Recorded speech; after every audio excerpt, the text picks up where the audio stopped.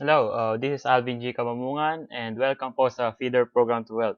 So, i-explain ko po yung first part ng Feeder Program to Wealth kung paano po kayo maging member sa amin. So, ang Feeder Program to Wealth po, you know, need to do initial investment. So, wala po kayong ilalabas na pera. We have a system kung paano nyo po magagawin.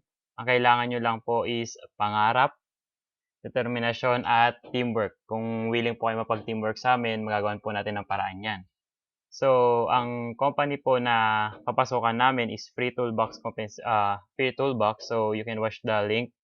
Ilalagay po namin at the end of the video yung link para i-click nyo lang po siya. And Business Toolbox naman po, which is the next company after Free Toolbox.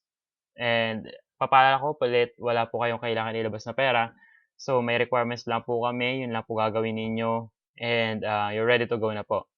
After watching the video, we will see you at the next video. After nyo po panoorin yung mga compensation plan to give you ideas.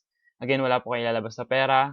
Kailangan nyo lang po ng system. And then, panoorin nyo po yung susunod na video after nito. And we'll see you at the next video. Thank you. Bye-bye.